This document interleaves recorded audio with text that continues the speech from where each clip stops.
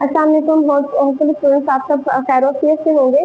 तो आज का जो हमारा लेक्चर है वो है हमने चैप्टर नंबर 5 स्टार्ट कर लिया है, प्रोसेस ऑफ हॉस्पिटलाइजेशन। यानी इसका मतलब ये है कि जब एक पेशेंट को हमने हॉस्पिटल लेके जाते हैं या हम क्लिनिक सेटअप से पेशेंट को हॉस्पिटल रेफर करते हैं, तो उसका जो है ना वो क्या प्रोसेस होता है, कैसे हमने उसका एडमिशन करना होता है, कैसे उसको यूनिट टू यूनिट ट्रांसफर करना होता है और किस तरह से उसका जो डिस्चार्ज का प्रोसेस होता है ना, इस चैप्टर के अंदर हमने ये 2 से 4 चीजें हैं बस जो हमने पढ़नी है। ठीक है, तो सबसे पहले जो है ना वो हम इसका इंट्रोडक्शन देख लेते हैं कि जो हॉस्पिटलाइजेशन का जो प्रोसेस है इसका इंट्रोडक्शन क्या है। ठीक है, तो इंट्रोडक्शन में वो सबसे पहले कह रहा है कि admission is the entry of a patient into a hospital ward for therapeutic and diagnostic purpose. यानी कि एक पेशेंट जैसे ही हॉस्पिटल में एंटर हुआ है तो हमने जो है ना वो उसका एडमिशन जब करना है तो वो आया किस चीज के लिए है, वो है आया है therapeutic and diagnostic purpose. Therapeutic का मतलब ये है कि वो इलाज के लिए आया है और डायग्नोस्टिक पर्पस का मतलब ये है कि वो अपनी लैब या टेस्ट वगैरह करवाने के लिए वो पेशेंट आया है, या तो वो कहीं से रेफर हुआ है या वो ओपीडी बेस पे आया है, ओपीडी के लिए जस्ट चेकअप के लिए आया है, टेस्ट वगैरह के लिए आया है, या जो है ना वो बहुत सिक पेशेंट है तो उसको जो है ना वो उसके अटेंडेंट जो है ना वो उसको हॉस्पिटल लेके आए हैं। ठीक हो गया, तो ये था इसका जो है वो प्रोसेस कि हॉस्पिटल में जो पेशेंट किस तरह से आता है और उसका क्या क्या काम होता है। ठीक है, उसके बाद हमने इसके पर्पस देखने हैं कि हॉस्पिटल में एक पेशेंट आया है तो हमारा क्या काम है और उसका जो क्या काम है, वो किस तरह से जो मैनेजमेंट सारी चलती है।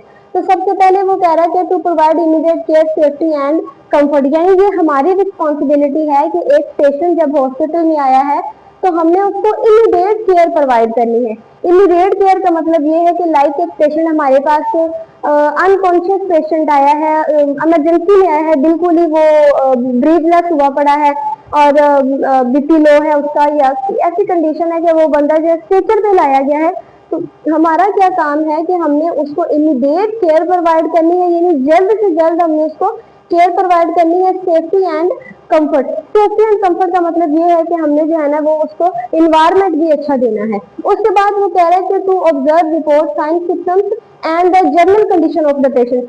यानी हमने फिर ऑब्जर्व करना होता है कि ये पेशेंट जो है वो किस बीमारी के साथ आया है, इसके क्या साइन सिम्टम्स है और इसकी अभी मौजूदा कंडीशन जो है वो क्या है, उसके अकॉर्डिंग जो है फिर हमने उसका ट्रीटमेंट स्टार्ट करना होता है। ये सारी रिस्पॉन्सिबिलिटी एक जब पेशेंट हमारे पास आ गया उसके हॉस्पिटल के प्रोसेस के अंडर आती है, जो कि डॉक्टर और जो पैरामेडिकल स्टाफ या नर्सिंग के जो स्टाफ होते हैं वो सारे इसको कर देते हैं। ठीक है, उसके बाद वो कह रहे हैं कि to help the doctor to get necessary information from the patient regarding his illness. यानी कि अगर एक नर्स जो है वो वार्ड में काम कर रही है, लाइक इमरजेंसी में ही पेशेंट वो काम कर रही है, तो पेशेंट जो आया है तो हमें भी चाहिए कि हम जो है ना वो डॉक्टर के साथ वो हेल्प करें कि उसकी मौजूदा कंडीशन से रिगार्डिंग उसकी जो है ना वो हमने इंफॉर्मेशन लेनी है नेसेसरी। फर्स्ट पर एक पेशेंट आ गया बीपी का, उसका बीपी लो है, तो वो पेशेंट जो है वो बिल्कुल अनकॉन्शियस होगा कि वो स्वेटिंग उसको हो रही होगी, चला नहीं इससे जा रहा होगा और बिल्कुल जो है ना वो ऐसे वीक जैसे लगा लो ना, बिल्कुल ही इसकी हालत बिल्कुल खराब होगी। अब उस पेशेंट से हमें जो इंफॉर्मेशन मिलेगी ना उस चीज को, और उसके साथ जो बंदा है जो उसका अटेंडेंट है जो उसको लेके आया है, हमें चाहिए कि उससे भी हम पूछे कि क्या पहले भी इसको ये कभी हुआ, कब से हुआ और कितनी देर हो गई है, और जब इसको ये मसला बना तो आपने फौरी तौर पे इसको कोई मेडिसिन वगैरह तो नहीं दी। ये सारी जो है ना वो हमने इंफॉर्मेशन जो है ना वो उसकी इलनेस यानी उसकी बीमारी से रिगार्डिंग उसकी जो मौजूदा कंडीशन होगी उससे रिगार्डिंग जो है ना वो सारी इंफॉर्मेशन हमने लेनी होती है। ठीक है, उसके बाद आगे कुछ इम्पोर्टेंट पॉइंट्स हैं जो कि हमें है वो याद रखने चाहिए कि जब एक पेशेंट हमारे पास आया है, तो जिसमें सबसे पहले वो कह रहा है कि isolate the patient if necessary, sorry if suffering from the communicable disease.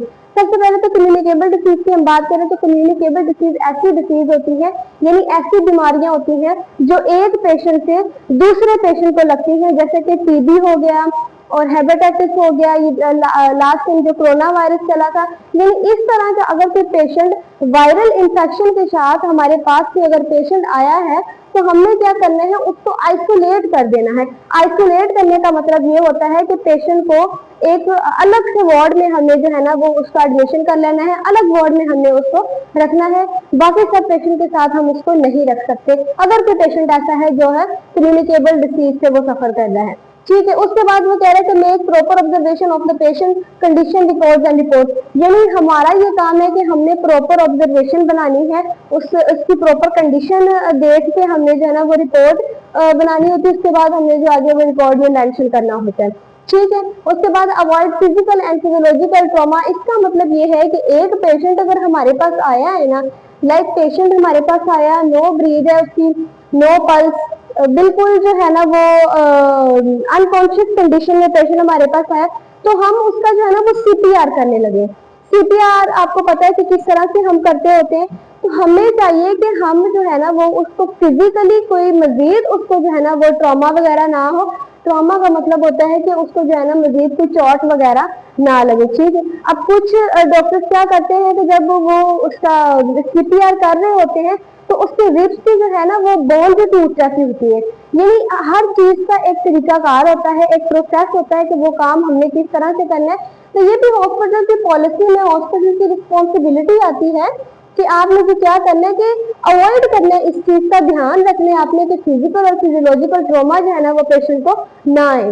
ठीक है, उसके बाद जो है वो collect information about the patient, यानी पेशेंट से रिलेटेड आपने जो है ना जरूरी इन्फॉर्मेशन वो कलेक्ट कर लेनी। Deal the patient belonging very carefully, यानी पेशेंट को जो आपने है ना वो बड़ी केयरफुली डील करना है।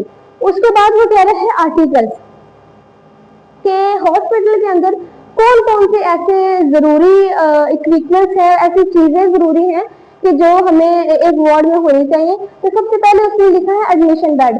एडमिशन बेड यानी जो बेड वहाँ पे हॉस्पिटल में पड़े होते हैं वो जरूरी है। उसके बाद जो है वो कह रहा है कि टेम्परेचर ट्रे जरूरी है, और वेइंग मशीन जिसके ऊपर वेट करते होते हैं वो जरूरी है।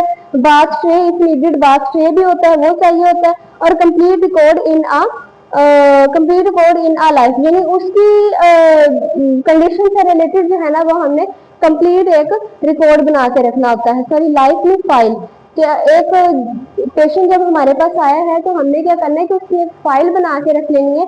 तो ये भी हॉस्पिटल के आर्टिकल्स में आता है कि वहाँ पे फाइल भी मौजूद होनी चाहिए कि जिसमें हमने पेशेंट का जो है वो पूरा रिकॉर्ड रखना होता है। ठीक है, उसके बाद वो कह रहा है कि article for physiological examination according to the patient illness.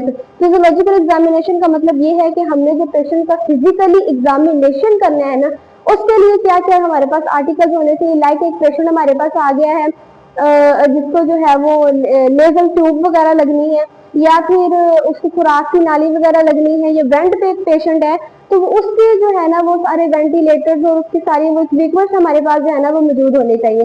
तो ये जस्ट एक इंट्रोडक्शन से रिलेटेड हमारा जो लेक्चर था कि जिसमें हमने हॉस्पिटल में क्या क्या चीजें होनी चाहिए, एडमिशन किस तरह से होता है, और किस तरह से जो है ना वो एक डॉक्टर और नर्स में मिल के पेशेंट की जो है ना वो एंट्री वगैरह करनी होती है, और उसके सारे जो है ना वो साइन सिम्टम्स देख के रिगार्डिंग उसकी इलनेस के रिगार्डिंग सारी वो इंफॉर्मेशन लेने के बाद उसकी एक फाइल तैयार करनी होती है। ठीक है, तो ये जस्ट एक इंट्रोडक्शन था। इसके बाद जो है ना वो हमारा प्रॉपर लेक्चर स्टार्ट होगा जिसमें इस चैप्टर के अंदर सिर्फ दो ही चीजें आ रही हैं, एक एडमिशन की और दूसरा जो है वो डिस्चार्ज। तो होपफुली आपको जो है वो इसका इंट्रोडक्शन समझ में आया होगा। तो बहुत शुक्रिया, जज़ाकल्लाह।